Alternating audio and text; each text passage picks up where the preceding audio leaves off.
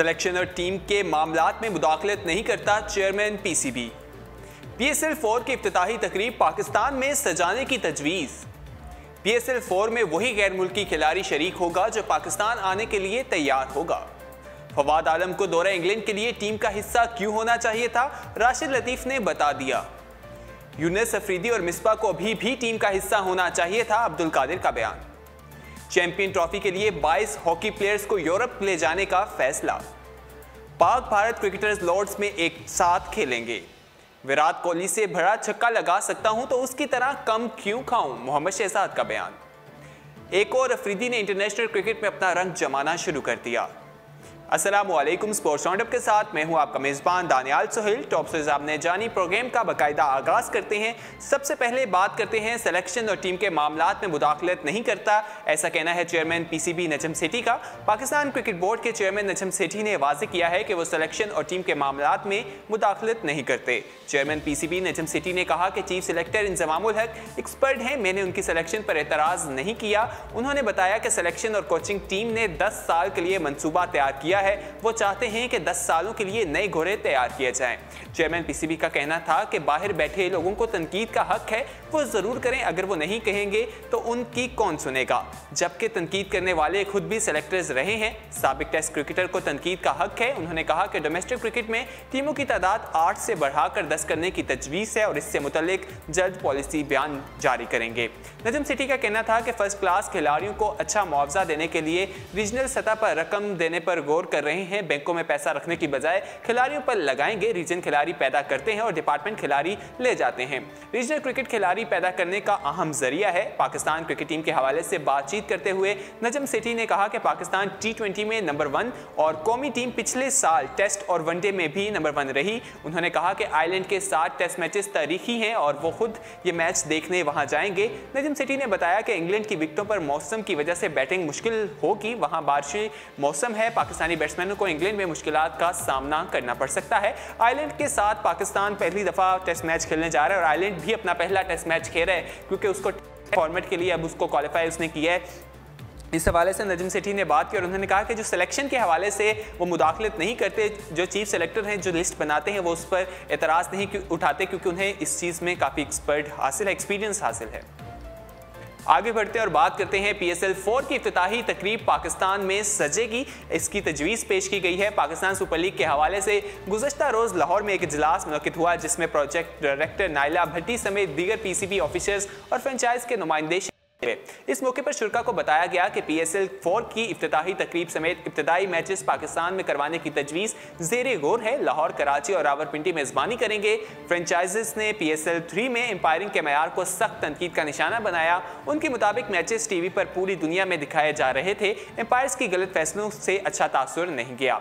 आइंदा सीजन में बेहतरी लाजमी है। पीसीबी की जानिब से फ्रेंचाइजी से कहा गया कि खिलाड़ियों के मुआवजों में इजाफा किया जाएगा, जिन्होंने तजवीज़ पर गौर का यकीन दिलाया। ये बात भी सामने आई है कि आइंदा गैर मुल्की खिलाड़ियों के मुआवजे से भी टैक्स लिया जाएगा।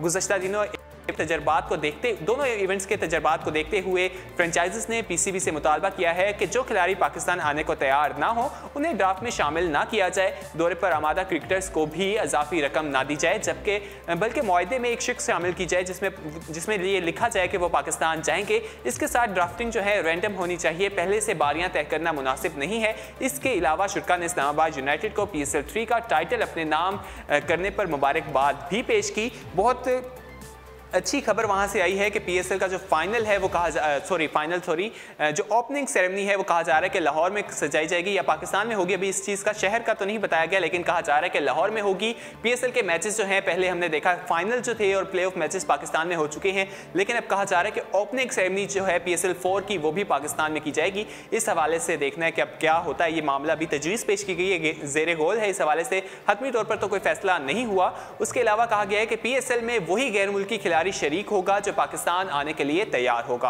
आइंदा साल पाकिस्तान सुपर लीग के मैचेस कराची, लाहौर और रावलपिंडी में होंगे। मुल्तान में 5 स्टार होटल ना होने की वजह से मुल्तान को पीएसएल की मेजबानी मिलना मुश्किल है। पहले तो मुल्तान का भी नाम सामने आया था, लेकिन वहां की सूरत हाल देखकर कहा जा रहा है कि हो सकता है कि उसका नाम ना आए। पाकिस्तान सुपर लीग के चौथे एडिशन का आगाज इस बार मुत्तहिदा अरब अमारात की बजाय पाकिस्तान से होगा। 3 साल बाद इफ्तिताही तकरीब पाकिस्तान में होगी। तहम सिक्योरिटी मामलात की वजह से तमाम मैचेस पाकिस्तान में कराने की तजवीज़ पर इत्तफाक नहीं हो सका। 3 साल में पहली बार गैर मुल्की खिलाड़ियों को अदा किए जाने वाले मुआवजे से टैक्स की कटौती की जाएगी, जबकि कौमी सेलेक्टर्स और फ्रेंचाइज नुमाइंदे PSL खिलाड़ियों की नई रैंकिंग भी जारी करेंगे। पाकिस्तान सुपर लीग का आगाज पहली बार पाकिस्तान से होगा। कराची, लाहौर और पिंडी में मैचेस होंगे। मुल्तान स्टेडियम इंटरनेशनल मयार के मुताबिक है, लेकिन होटल की वजह से इस बार मुल्तान में PSL के मैचेस न कराने की तजवीज़ सामने आई है। इजलास में फ्रेंचाइजीज ने पूरा टूर्नामेंट पाकिस्तान में कराने की तजवीज़ दी, लेकिन PCB ने कहा कि सिक्योरिटी की वजह से इस वक्त ऐसा मुमकिन नहीं है। टूर्नामेंट के अगले एडिशन में हर टीम 21 में से 12 खिलाड़ियों को बरकरार रख सकेगी। हर टीम 21 की बजाय 20 खिलाड़ियों पर मुश्तमिल होगी। टूर्नामेंट के दौरान अगर कोई खिलाड़ी अनफिट हो जाता है तो वो मुकम्मल तौर पर टूर्नामेंट से बाहर हो जाएगा। एक बार किसी खिलाड़ी का मुतबादिल लेने के बाद वो खिलाड़ी टूर्नामेंट में वापसी नहीं आ सकता। पाकिस्तान सुपर लीग में आइंदा वही गैर मुल्की खिलाड़ी शरीक होंगे जो पाकिस्तान आने के लिए तैयार होंगे, क्योंकि आपने देखा जिस तरह जब PSL 3 के मैचेस हुए थे तो कुछ प्लेयर्स थे जिन्होंने पहले आने के लिए रजामंदी का इजहार किया था, लेकिन बाद में जब मैचेस पाकिस्तान में हुए तो वो नहीं आए। तो इस बार कहा जा रहा है कि उनको ही शामिल किया जाएगा ड्राफ्ट में जो पाकिस्तान आने के लिए तैयार होंगे। आगे बढ़ते हैं और बात करते हैं फवाद आलम को दौरा इंग्लैंड के लिए टीम का हिस्सा क्यों होना चाहिए था, राशिद लतीफ़ ने बता दिया। पाकिस्तानी क्रिकेट टीम के साबिक कप्तान और विकेट कीपर बल्लेबाज राशिद लतीफ़ ने कहा है कि कौमी सिलेक्शन कमेटी के चेयरमैन इंजमामुल हक ने आयरलैंड और इंग्लैंड के लिए टेस्ट सीरीज के लिए नातजुर्बाकार खिलाड़ियों पर मुश्तमिल कौमी स्क्वाड बनाकर बड़ी गलती की है। गुज़श्ता रोज़ एक इंटरव्यू के दौरान उन्होंने कहा कि इंग्लैंड और आयरलैंड के खिलाफ ये अहम मैचेस हैं जिनके लिए चीफ सेलेक्टर इंजमामुल हक ने तजर्बाकार खिलाड़ियों को नजरअंदाज किया। राशिद लतीफ़ का कहना था कि फवाद आलम को तवील फॉर्मेट की क्रिकेट खेल लिए स्क्वाड का हिस्सा बनाना चाहिए था, क्योंकि वो तजर्बाकार होने के साथ फॉर्म में भी हैं। उनके ना होने से टेस्ट टीम को बहुत नुकसान उठाना पड़ेगा। उन्होंने कहा कि सरफराज 11 को खतरे से आगाह करते हुए कहा कि आयरलैंड और खुसूसन इंग्लैंड के खिलाफ सीरीज पाकिस्तान के लिए आसान साबित नहीं होगी। साबिक कप्तान राशिद लतीफ़ का मजीद कहना था कि पाकिस्तान का स्पिन शोबा कमजोर है और यासिर शाह के जख्मी होने के बाद इस दौरे के लिए उनके पास कोई मैच विनर बॉलर नहीं है। लेग स्पिनर शादाब खान अभी टेस्ट क्रिकेट के लिए नातजुर्बाकार हैं, तहम उम्मीद है कि वो हमें मायूस नहीं करेंगे। राशिद लतीफ़ ने मजीद कहा कि इंग्लैंड के खिलाफ टेस्ट सीरीज के लिए पाकिस्तान की बैटिंग लाइन बहुत कमजोर दिखाई देती है और खुसूसन मिडल ऑर्डर में कोई भी बैट्समैन नहीं है जो मिसबाह-उल हक और यूनुस खान की कमी को पूरा कर सके। ये टेस्ट सीरीज सरफराज 11 का इम्तिहान होगी। इस मिसबाह-उल हक और यूनुस खान के बाद पाकिस्तान ने टेस्ट मैचेस खेले हैं, 3 श्रीलंका के साथ, लेकिन तीनों में पाकिस्तान को शिकस्त का सामना करना पड़ा था। पाकिस्तान के लिए ये जो दौरा है ये काफ़ी अहमियत रखता है और इस हवाले से देखने के क्या होता है। फवाद आलम को टीम से ड्रॉप करने पर काफ़ी तनकीद भी की गई थी, लेकिन उस हवाले से कहा गया कि उन्हें आगे मौका दिया जाएगा। अब देखना है, जो साबिक क्रिकेटर हैं उन्होंने भी यही कहा है कि पाकिस्तान में जो टीम में प्लेयर्स मौजूद हैं वो तजर्बाकार नहीं हैं। आगे बढ़ते हैं और बात करते हैं यूनुस, अफरीदी और मिसबाह को अभी भी टीम का हिस्सा होना चाहिए था, ऐसा कहना है अब्दुल कादिर का। साबिक चीफ सेलेक्टर और लेग ब्रेक गुगली बॉलिंग के शहंशाह अब्दुल कादिर का कहना है कि हेड कोच मिकी ऑर्थर ने पाकिस्तान की क्रिकेट को तबाह कर दिया है। मिकी ऑर्थर को जनूबी अफ्रीका और ऑस्ट्रेलिया ने बाहर निकाला। मिकी ऑर्थर बात किया है, क्रिकेट के अपने असूल और कवायद होते हैं, क्रिकेट को क्रिकेटर्स चलाएं तो अच्छी बात है, जगह नॉन क्रिकेटर्स होंगे तो क्रिकेट कैसे सही होगी। उनका मजीद कहना था कि यूनुस, अफरीदी और मिसबाह को अभी भी टीम का हिस्सा होना चाहिए था। कौमी सिलेक्शन कमेटी में इंजमामुल हक का वन मैन शो नजर आता है। टेस्ट स्क्वाड में कोच मिकी ऑर्थर की पसंद नापसंद नजर आती है। 3 टेस्ट मैचेस के लिए 4 ओपनर्स की शमूलियत कहाँ की अक्लमंदी है। माजी में मिकी ऑर्थर ने पाकिस्तान टीम पर फिक्सिंग का इल्जाम लगाया था। अगर पाकिस्तानी टीम जुआ खेलती है तो मिकी ऑर्थर टीम में शामिल क्यों हैं। आगे बढ़ते हैं और बात करते हैं हॉकी की। चैंपियन ट्रॉफी के लिए 22 हॉकी प्लेयर्स को यूरोप ले जाने का फैसला किया गया है।